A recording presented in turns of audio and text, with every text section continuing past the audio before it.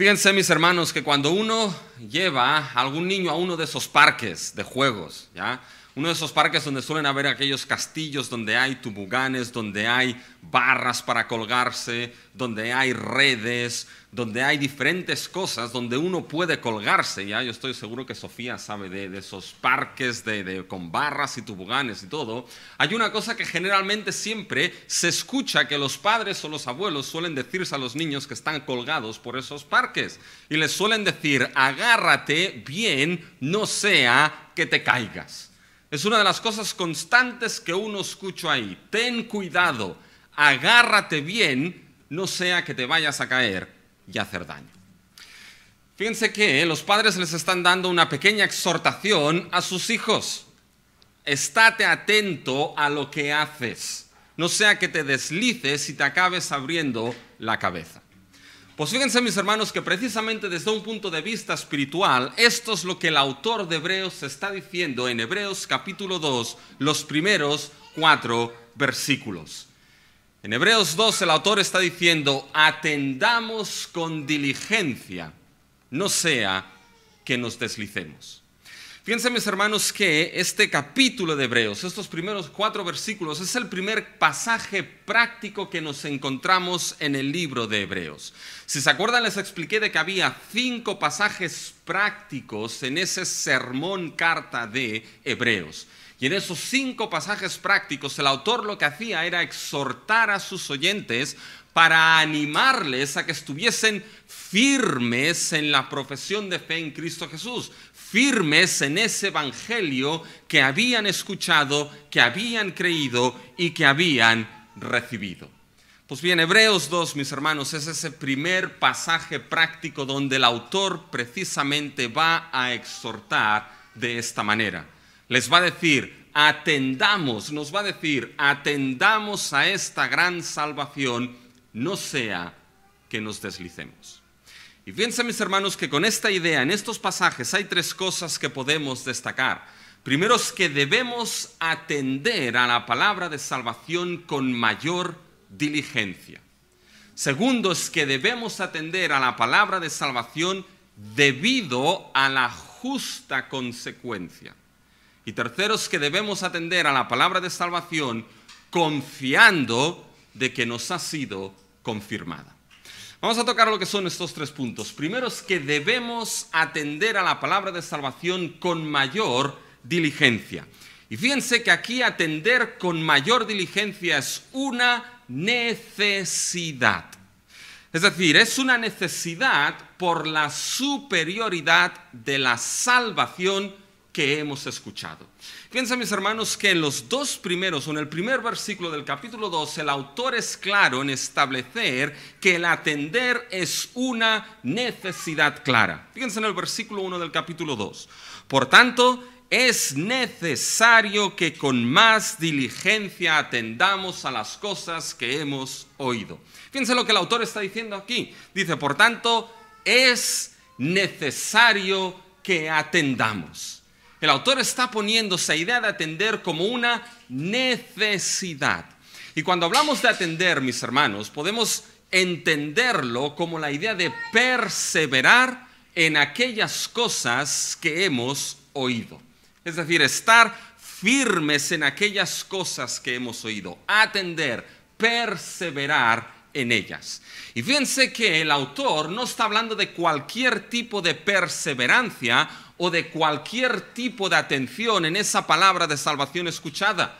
Fíjense que la perseverancia o la atención que el autor está diciendo, fíjense, atendamos con más diligencia. Es decir, el autor aquí no está hablando de una perseverancia o de una atención ligera, de una atención suave, sino que está hablando de una atención, de una perseverancia con mayor diligencia. Literalmente el autor lo que está diciendo aquí es que es necesario que abundantemente, de manera abundante, atendamos a lo que hemos oído. Por tanto, fíjense que esa atención, esa perseverancia abundante, el autor lo pone no como una opción en la vida de sus oyentes y en su propia vida, sino como una necesidad. La exhortación que el autor va a lanzar aquí en estos versículos, mis hermanos, no va a ser opcional en la vida, sino que va a ser necesaria e indispensable en la vida. Ahora bien, hay algo, mis hermanos, que debemos preguntarnos aquí. Fíjense que el autor no está empezando este versículo 1 del capítulo 2 de cualquier manera. El autor lo está empezando como un resultado de algo. Fíjense cómo empieza. Por tanto. Es decir, como resultado.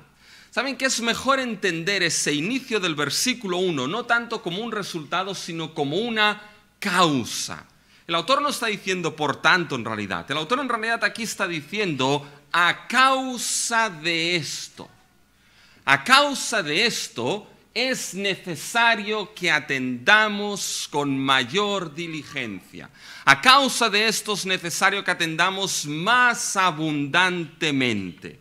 Fíjense que el autor nos está sacando esa exhortación de atender del bolsillo o de la chistera sin ninguna razón.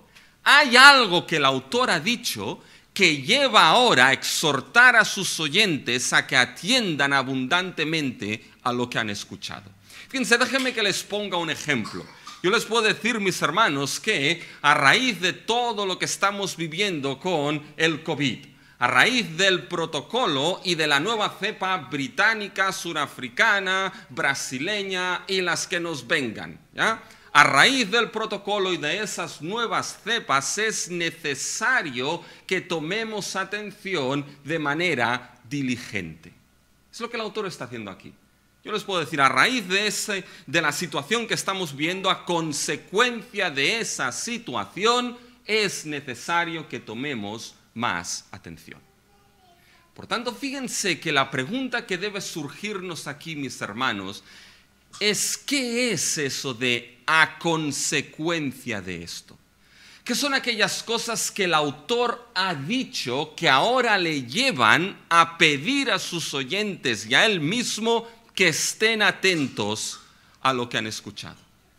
Y saben, mis hermanos, aquellas cosas que el autor ha dicho es lo que nos encontramos en el capítulo 1 de Hebreos, pero de manera mucho más específica, de manera mucho más cercana en lo que ha dicho en el versículo 14 del capítulo 1. Fíjense lo que el autor dice en el versículo 14 del capítulo 1.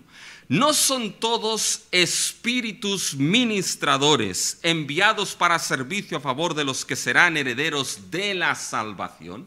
Fíjense, mis hermanos, que aquí el autor está acabando el tema de la comparación del Hijo con los ángeles. Todo el capítulo 1 ha sido una comparación de la superioridad del Hijo de Dios por encima de los ángeles. Y ahora está acabando lo que es ese argumento aquí el autor. Recuerden que el autor está comparando al Hijo con los ángeles. ¿Por qué? Porque había aquellos que por situaciones difíciles en su vida se estaban volviendo a la fe y a la religiosidad del antiguo pacto. Algo que lo veremos, se creía que esa ley del antiguo pacto había sido dada por medio de ángeles.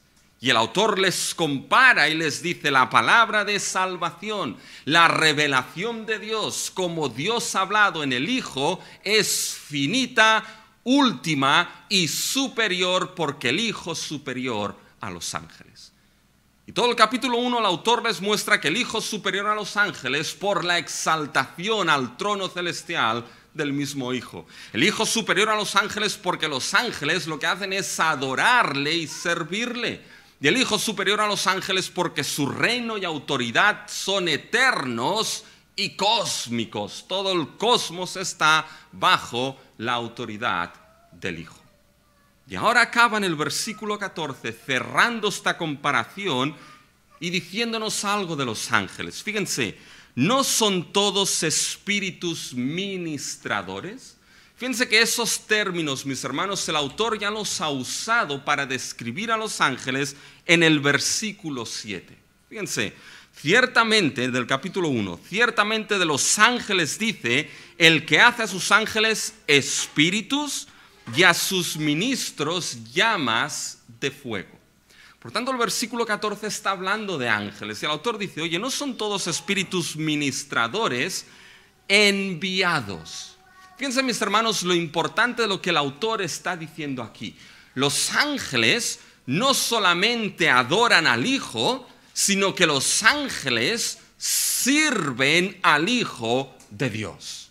Eso es una superioridad del Hijo por encima de los ángeles asombrosa. Los ángeles le adoran y los ángeles le sirven.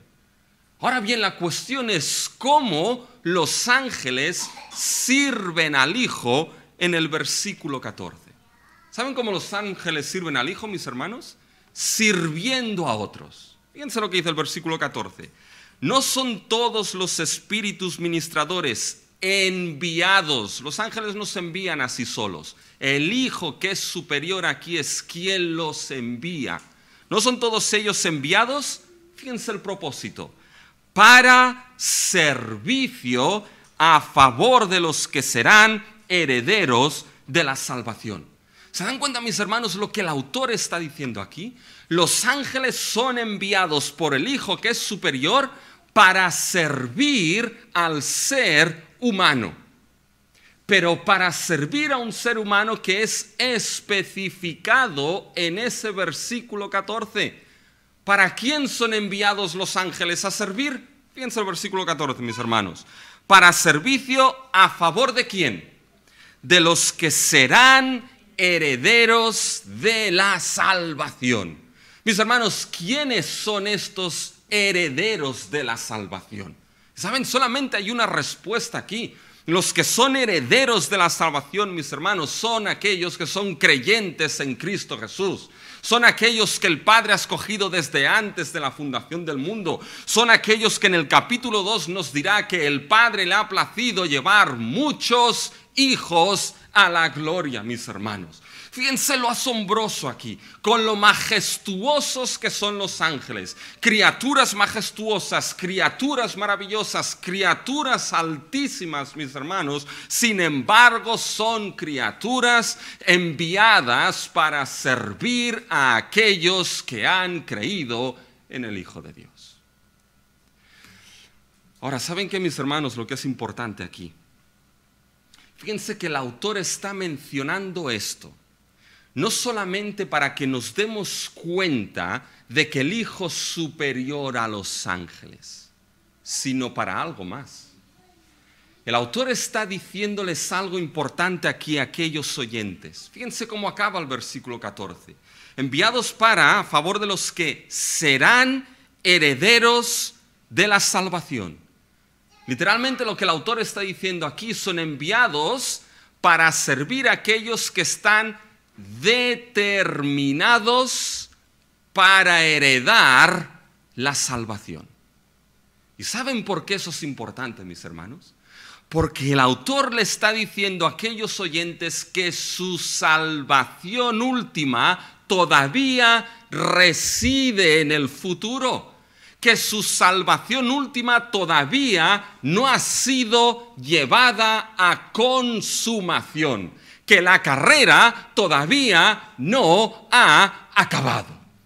Y mis hermanos, aquí hay algo que debemos entender. Somos plenamente salvos. Que nadie se equivoque en esto. Somos totalmente salvos. Cristo no nos salva por partes. Cuando fuimos adoptados, mis hermanos, fuimos adoptados plenamente como hijos e hijas de Dios en Cristo Jesús. Cuando Dios por medio de la fe declaró a aquellos en Cristo justificados, la justificación es plena. Plenamente perdonados y plenamente declarados justos delante de Dios. Por eso Pablo en Romanos 8 puede hablar de que aquellos a los que conoció, aquellos también los justificó, y a los que justificó también glorificó. Tienes una cosa, tienes todo el paquete hasta el final. Ahora bien, hay algo que no podemos perder en la mente, mis hermanos. Que toda doctrina en la Escritura tiene una consumación final cuando Cristo vuelva. Por eso la Escritura puede hablar muchas veces de que todavía queda un reposo para el pueblo de Dios. La Escritura puede hablar en Primera de Pedro de que hay una herencia incorruptible que está guardada por Dios en los cielos para todos y cada uno de los suyos, mis hermanos. Por eso el apóstol Pablo puede decir que ya somos adoptados en el Hijo, pero que todavía esperamos lo que es la adopción, esto es la redención de nuestros cuerpos. La idea, mis hermanos, es que toda doctrina va a tener su consumación final cuando Cristo venga. Nuestra salvación, mis hermanos, ya es grandiosa viéndola aquí, pero ¿saben qué? Hay cosas más grandes por ver. Hay cosas más grandes por experimentar cuando nuestro Señor Jesucristo vuelva y consume plenamente la salvación que Él obró y aseguró en los suyos. Por lo tanto, que el autor quiere que vean aquí es que la carrera no ha terminado. Todavía queda la consumación de nuestra salvación. Todavía hay una carrera que correr por delante nuestro. Y lo dirá en el capítulo 12 de Hebreos. Por lo tanto, con tal gran nube de testigos, ¿qué es lo que dice el autor? Despojémonos del pecado que nos asedia y corramos con paciencia la carrera que tenemos por delante. Mis hermanos, todavía el autor les dice, somos peregrinos en este mundo hasta que nuestra salvación, Cristo, la consume plenamente. Por esta causa, es necesario que con más diligencia atendamos a las cosas que hemos oído. ¿Se dan cuenta, mis hermanos? Es la realidad, la gran realidad de tener la herencia de la salvación guardada para nosotros en el cielo, pero la gran realidad de que todavía no hemos llegado al fin, de que todavía se está caminando en ese camino. Dice, por esta causa es necesario que con más atención, más abundantemente atendamos. Y saben, la pregunta es, ¿por qué atender con más abundancia? ¿Por qué atender con más diligencia? ¿Saben por qué? Por las cosas que se han oído. Ahora fíjense en el versículo 1 del capítulo 2. Por esta causa es necesario que con más diligencia atendamos a las cosas que hemos oído. Ahora pregúntense aquí, ¿qué es aquello que hemos oído? Y el autor se incluye aquí. Uno puede escuchar muchas cosas, pero aquí no son muchas cosas las que se han oído y en las que se debe atender con más diligencia. Las cosas que hemos oído, mis hermanos, son precisamente todo lo que el autor ha dicho en el capítulo 1. Y si recuerdan, en el capítulo 1 el autor utilizó toda una serie de textos del Antiguo Testamento. El Salmo 2, segundo de Samuel 7, utilizó Deuteronomio 32, el Salmo 104, el Salmo 45, el Salmo 102, el Salmo 110. Y todos estos salmos el autor los sitúa como ¿qué? Los sitúa todos esos textos del Antiguo Testamento como parte de aquellos textos que forman parte de nuestra salvación. Son piedras preciosas, piezas preciosas, mis hermanos, dentro de ese gran rompecabezas que conforma la historia de la salvación de los santos de Dios. Todas estas cosas se escucharon, todas estas cosas fueron oídas. Pero fíjense lo importante que dice el autor, mis hermanos, en el versículo 1. Por tanto es necesario que con más diligencia atendamos. ¿Quiénes son los que han de atender aquí? Fíjense que el autor, mis hermanos, se sitúa juntamente con aquellos que deben atender a esas cosas escuchadas. El autor no se sitúa afuera. Siempre el autor se involucra en esta exhortación. Atendamos, no nos deslicemos. ¿Cómo escaparemos si descuidamos? El autor siempre está implicado. ¿Saben? Y eso es importante. Porque el autor está diciendo, todas estas cosas que se han dicho las hemos escuchado como ¿qué? Como creyentes del nuevo pacto. Todos esos salmos del capítulo 1, ese Deuteronomio 32, ese segunda de Samuel 7, lo hemos escuchado. ¿De qué manera? Lo hemos escuchado después de la cruz. Hemos escuchado todo esto cumplido en Cristo Jesús. Y todo lo que hemos oído en el capítulo 1, ¿qué nos ha dicho? Les puede preguntar a aquellos oyentes, ¿qué nos ha dicho? Nos ha dicho que el Hijo de Dios es superior, que Jesucristo está por encima de todo, que Jesucristo es el que tiene que ser adorado, que Jesucristo es el que venció a sus enemigos y salvó a los suyos, que Jesucristo es aquel que tiene el trono celestial, el trono eterno y la autoridad cósmica ahora y por los siglos de los siglos. Lo que hemos escuchado es que la palabra de salvación que nos ha sido dada por Dios en Cristo Jesús y su evangelio es superior y definitiva. Y esto es lo que hace que la atención tenga que ser superior y más abundante en esa palabra. A mayor luz, mis hermanos, mayor responsabilidad. Cuanto más nos ha sido dado, más responsabilidad tenemos. Cuanto mayor la palabra de salvación, más responsables en atender con mayor diligencia a esa palabra. Saben que cuando uno sube al Pedraforca, ¿ya? Y David sabe un poquito de esto, Pedraforca, una montaña aquí de Cataluña. Cuando uno sube al Pedraforca, tiene que tener cuidado en según qué puntos, ver dónde pone el pie y atender con diligencia, porque si el pie se le va, se puede pegar un buen tortazo. Ahora bien, nada tiene que ver con la atención que uno tiene que tener si sube al monte Everest, mis hermanos, porque el monte es mucho más alto y las vistas desde arriba serán mucho más gloriosas que desde el Pedraforca. Pero al ser el monte más alto, mis hermanos, más diligencia y atención tiene que tenerse cuando uno sube, porque la caída puede ser peor. Por tanto, a mayor responsabilidad, a mayor luz, mayor responsabilidad. ¿Y saben qué, mis hermanos? Aquí hay dos cosas.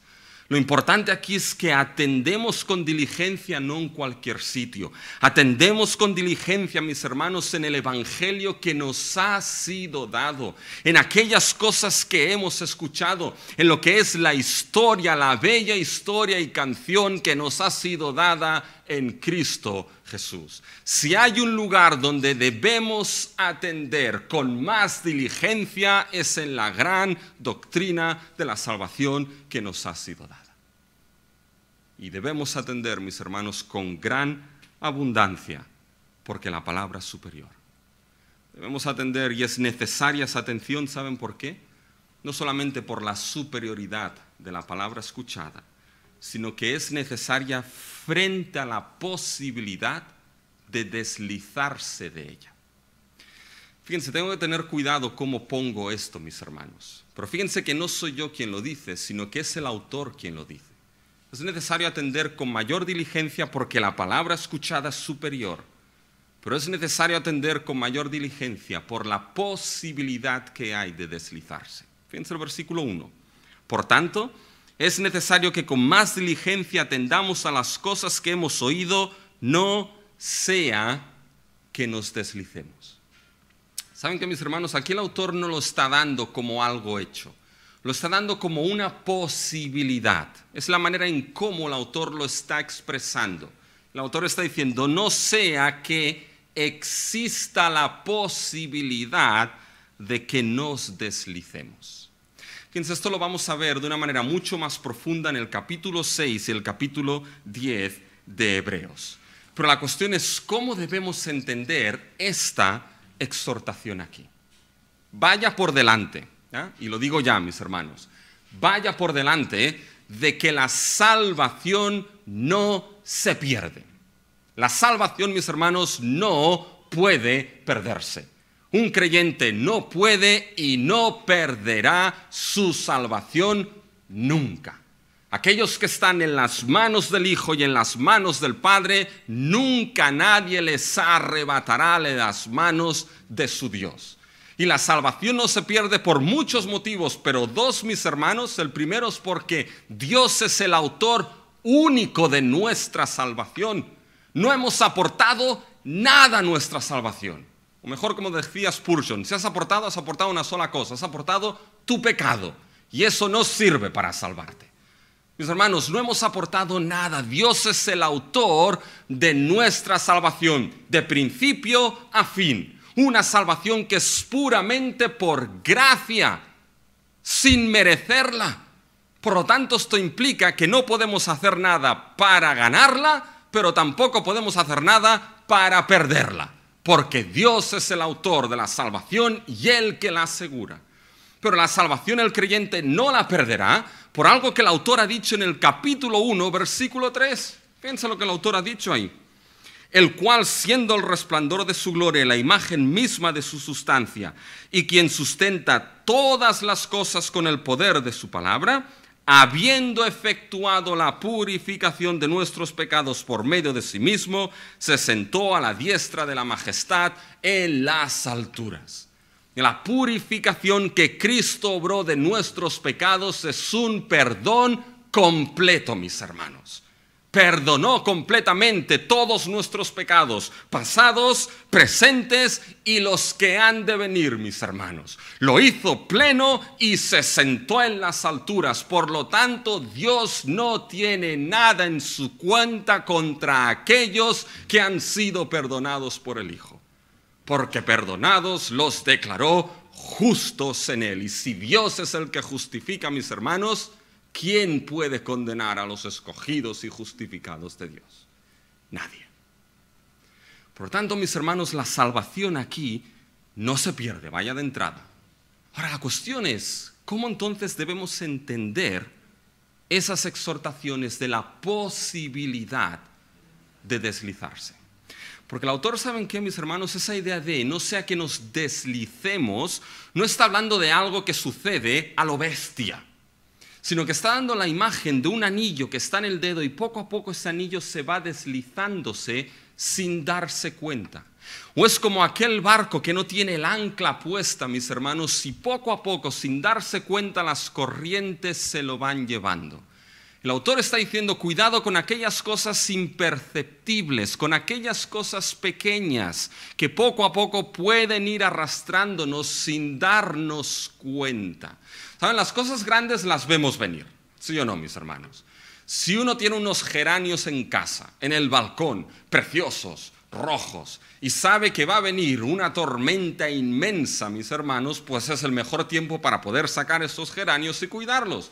Ahora bien, ¿saben qué? Es mucho más difícil ver esa pequeña mariposa blanca imperceptible que se acaba comiendo todos los geranios.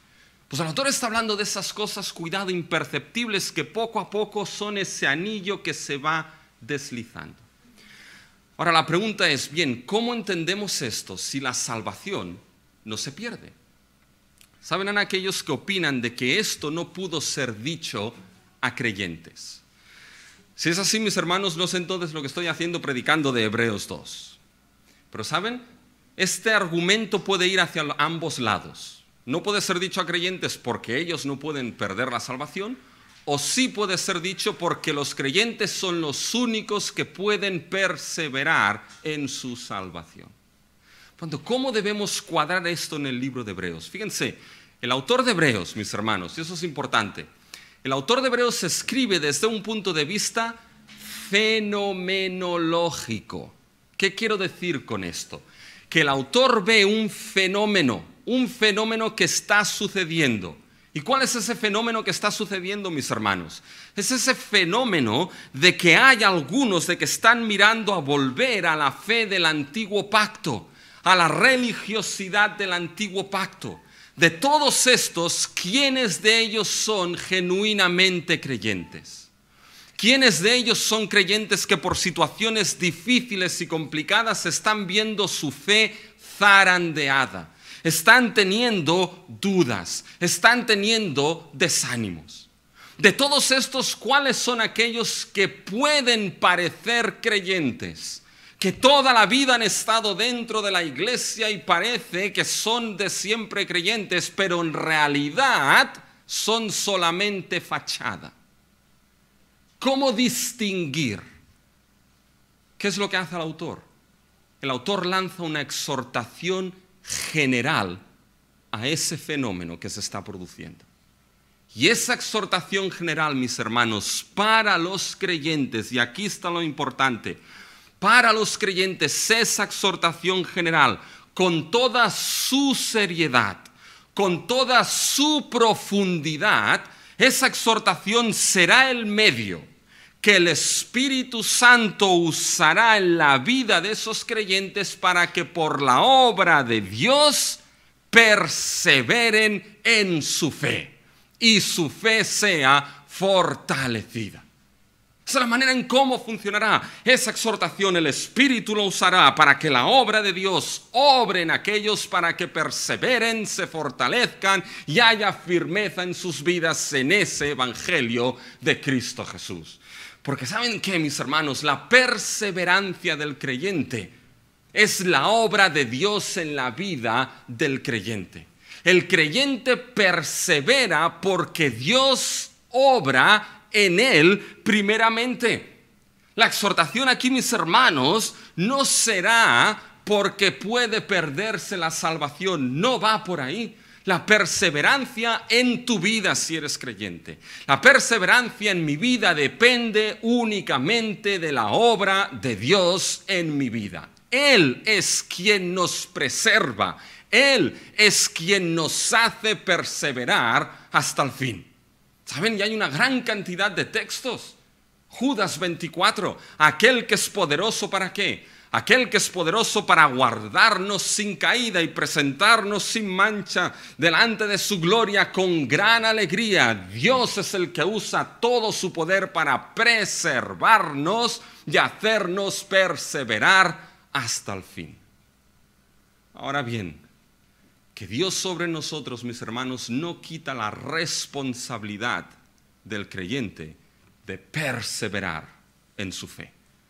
Porque Pablo se lo dijo a los corintios: este es el evangelio que recibí, y el que os he predicado y recibisteis y en él perseveráis, si es que no creísteis en vano.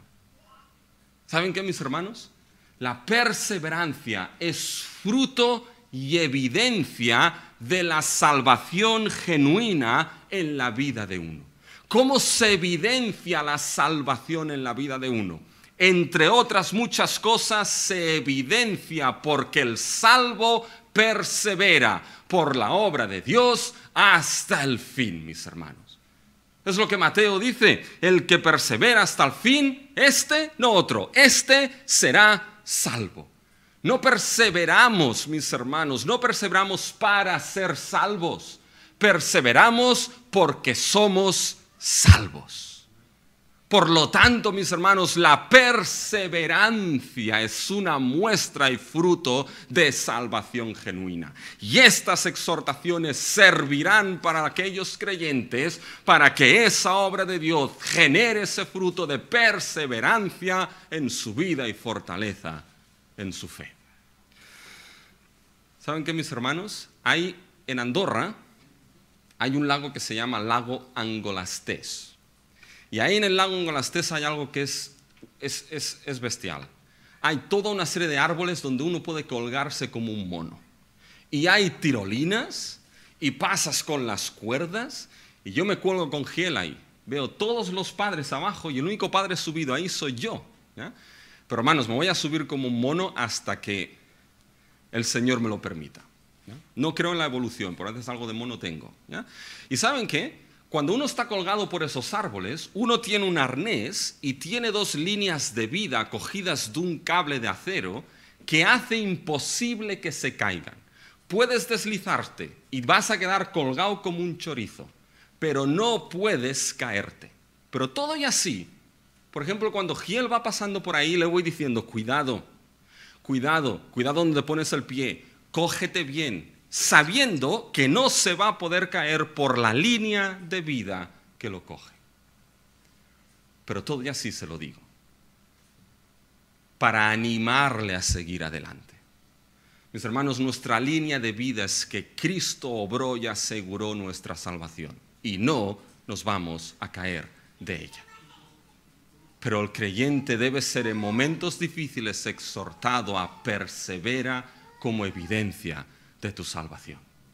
Saben, una obra que nos lo deja ver de una manera asombrosa, mis hermanos, es la obra del Progreso del Peregrino de John Bunyan. El peregrino de la ciudad de destrucción a la Jerusalén celestial. Y ese peregrino, una de las cosas que le dicen es: no te desvíes, sigue el camino y no te desvíes. Y el peregrino se desvía por aquí, por allá, incluso se quedó dormido, mis hermanos, y casi pierde el certificado de entrada a la Jerusalén celestial.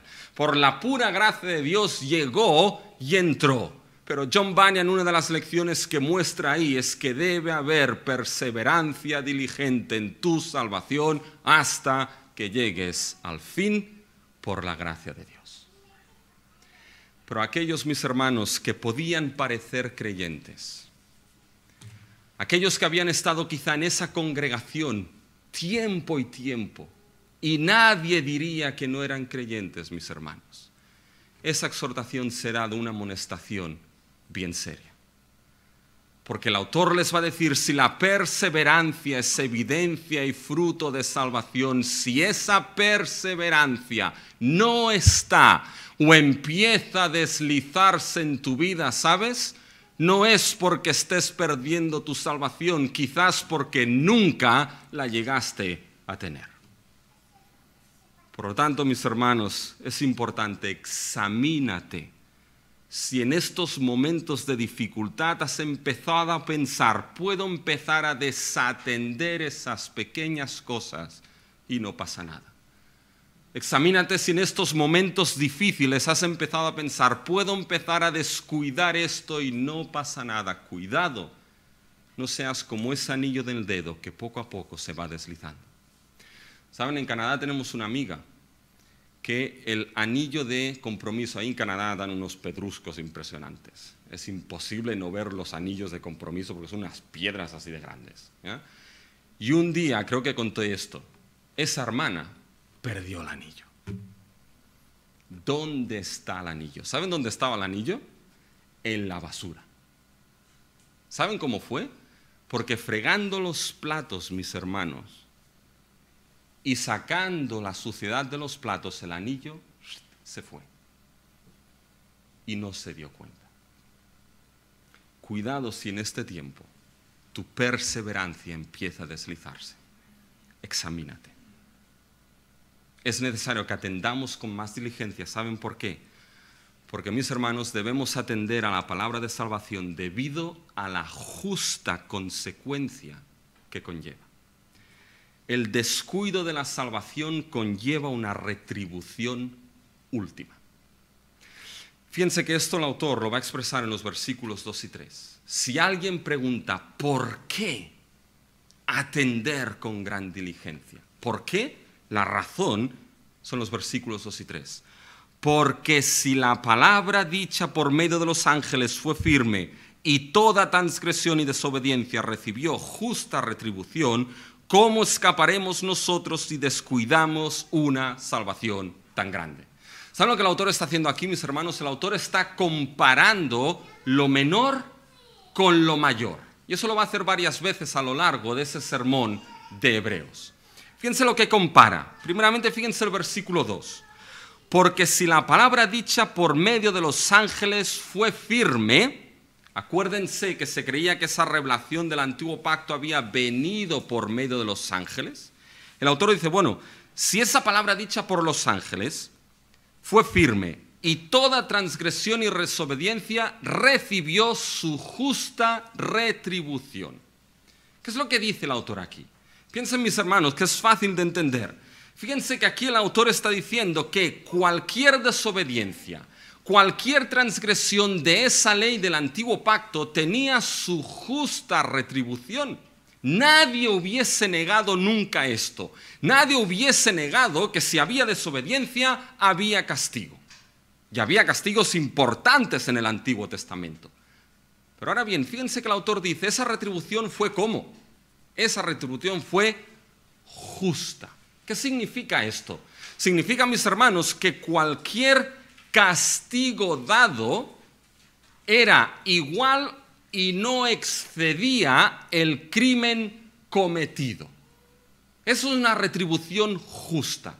Es decir, no es aquel que roba 3 millones de euros y a los 3 días está de patitas en la calle, y aquel que roba una barra de pan para dar de comer a su hijo se pasa 12 años en la cárcel. Eso no es una retribución justa. ¿Por qué? Porque el castigo no iguala el crimen cometido. Piensen en la ley del talión. ¿Saben cuál es, no? Ojo por ojo, diente por diente, mano por mano. Te quitan un ojo, te quitas un ojo tú, te quitan un ojo. La pena, el castigo, equilibra el crimen cometido. Y eso es algo que debían hacerlo o determinarse por los ancianos. No podría hacerse de manera personal. ¿Ya? ¿Saben por qué? Para proteger de la venganza. Porque Dios nos conoce, mis hermanos. Porque si nos deja solos, si a mí me sacan un ojo, yo le saco los 2 al otro y si puedo, el hígado también. Fíjense, mis hermanos, que aquí el autor dice, no, cualquier transgresión tuvo justa retribución. Ahora, si esto fue así con la ley del antiguo pacto, el autor entonces ahora dice, pregúntate lo siguiente, preguntémonos lo siguiente, ¿cómo escaparemos nosotros si descuidamos una salvación tan grande? ¿Cuál es la respuesta, mis hermanos? La respuesta es clara, no escaparemos. Si eso fue con la ley del antiguo pacto, será exactamente igual con el evangelio de Cristo Jesús si uno lo descuida. Ahora bien, hay algo más aquí. La retribución fue justa en el antiguo pacto, ¿sí o no? Pregúntense, ¿cómo debe ser entonces la retribución si uno descuida el evangelio? Fíjense que hay 2 términos que son importantes aquí. Uno primero es el término descuidar, mis hermanos. El término descuidar aquí es el término no de aquel que se deja las llaves en casa y dice, madre mía, me las he dejado. No es el término que, por ejemplo, aparece en lo que es Mateo 22:5. En ese texto donde dice, mas ellos, sin hacer caso, y esa es la palabra, sin hacer caso, se fueron uno a su labranza y otros a sus negocios. Es esa parábola donde el Señor pone las bodas y va a buscar a la gente y unos no hacen caso. No, yo tengo mis negocios, yo tengo mis asuntos. La idea de no hacer caso aquí, la idea de descuidar, mis hermanos, son aquellos que descuidan la salvación porque hay cosas mejores que hacer. Porque hay prioridades más importantes en la vida que no esta salvación. ¿Y saben qué? ¿Saben cuando estas prioridades salen a la luz muchas veces? Cuando hay circunstancias difíciles en la vida.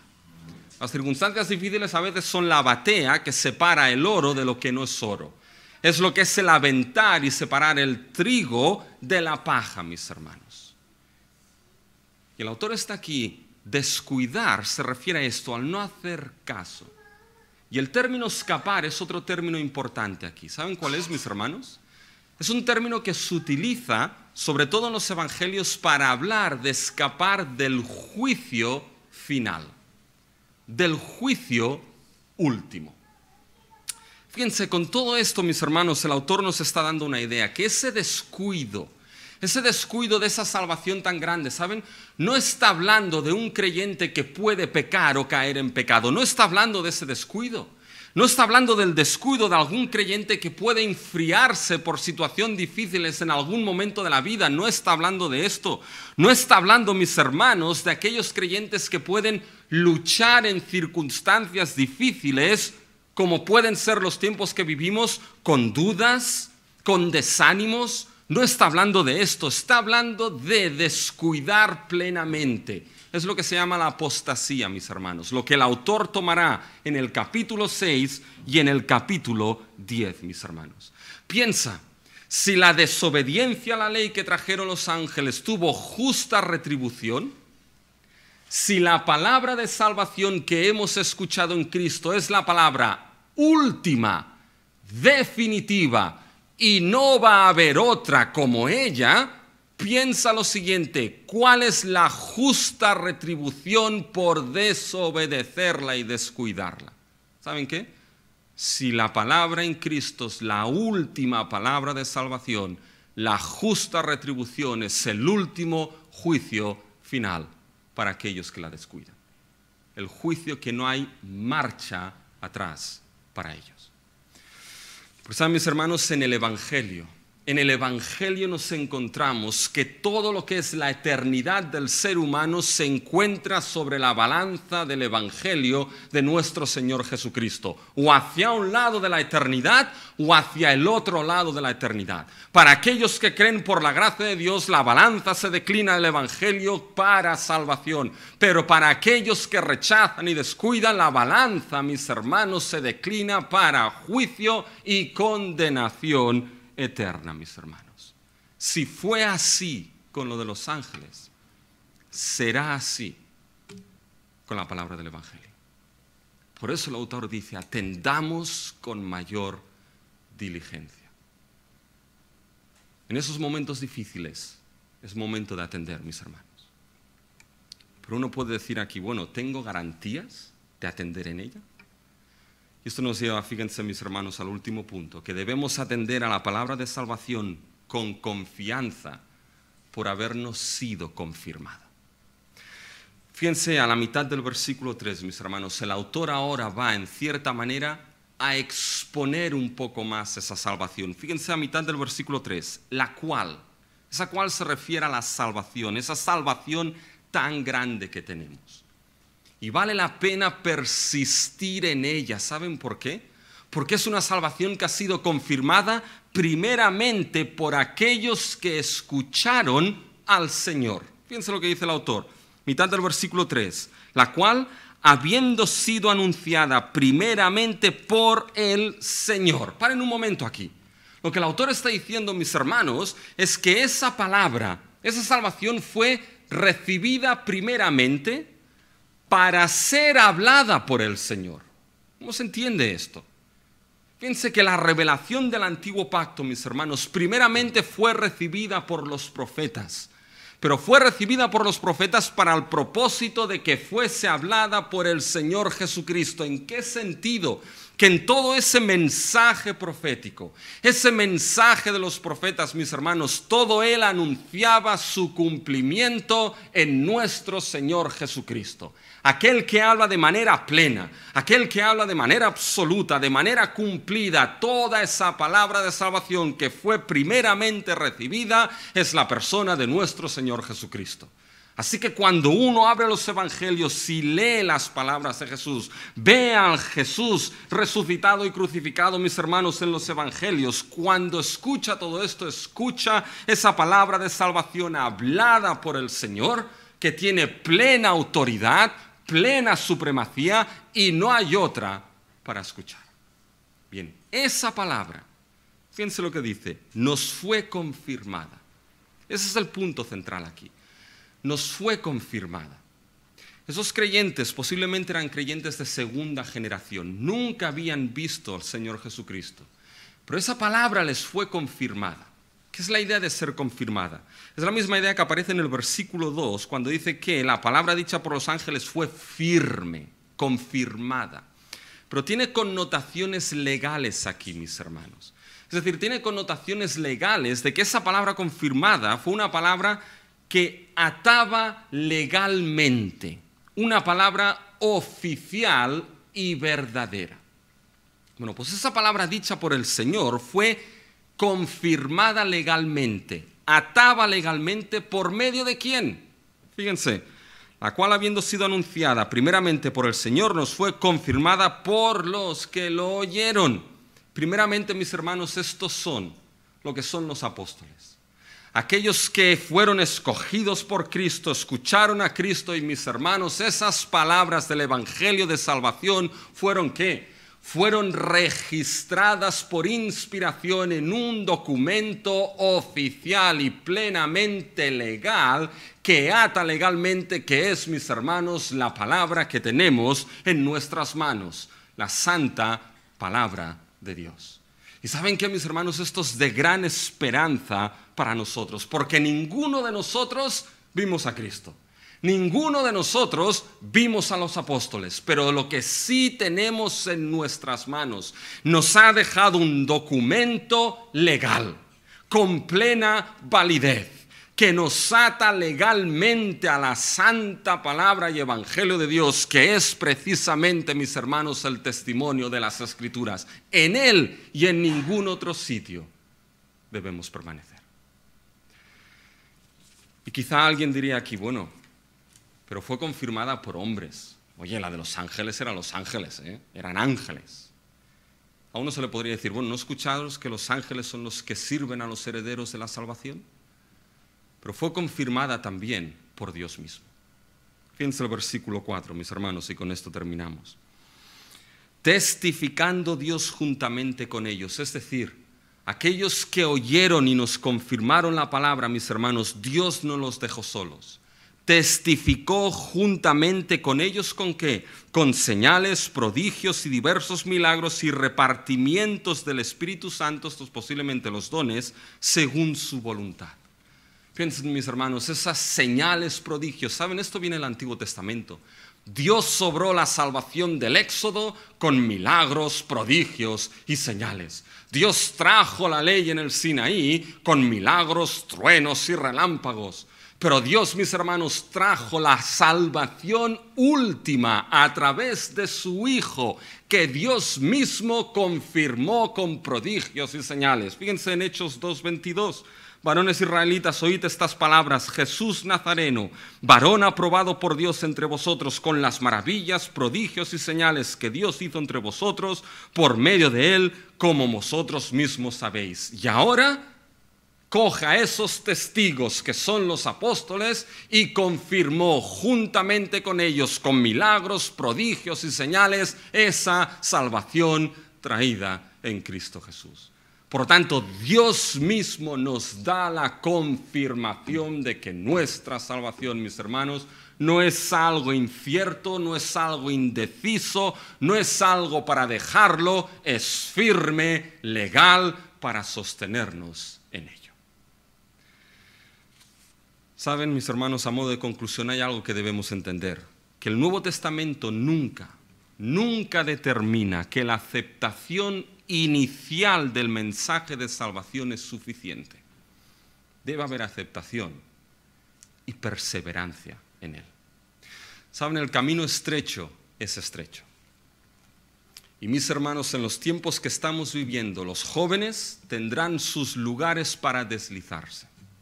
Los mayores tendrán sus lugares, los pastores tendremos nuestros lugares para deslizarnos, la iglesia tendrá sus lugares para deslizarse. Por la gracia de Dios perseveraremos hasta el fin.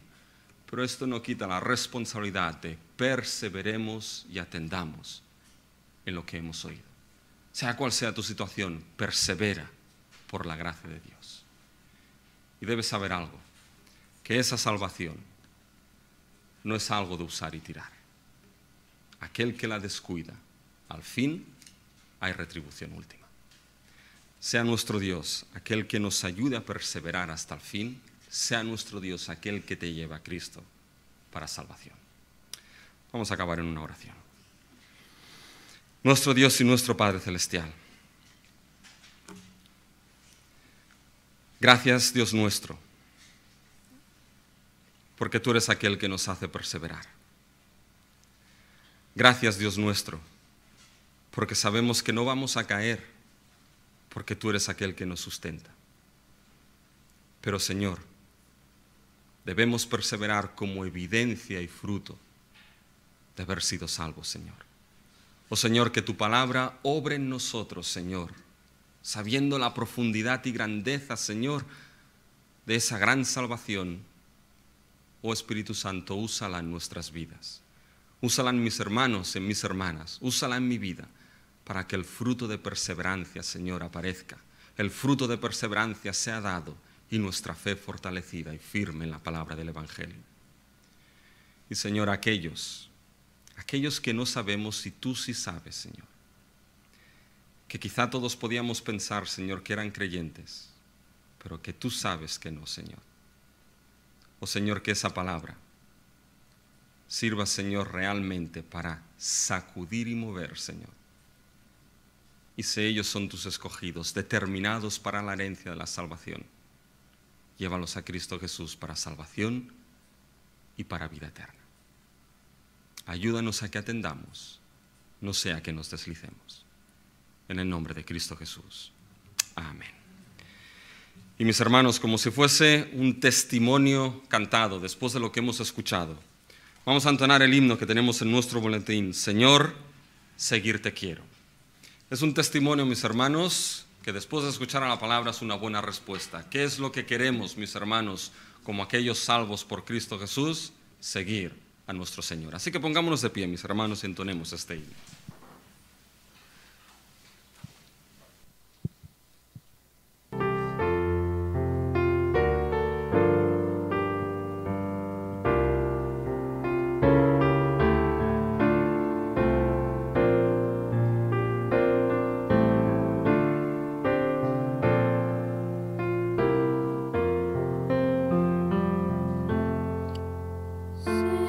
Señor, seguirte quiero,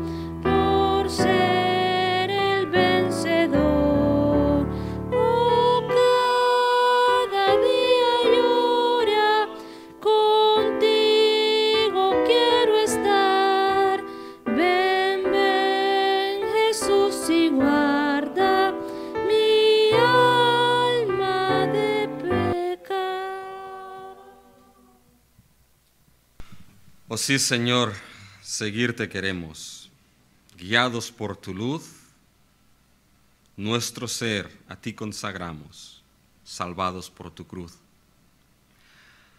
Oh Señor, aquello que te pedimos es que cada día y hora contigo podamos estar.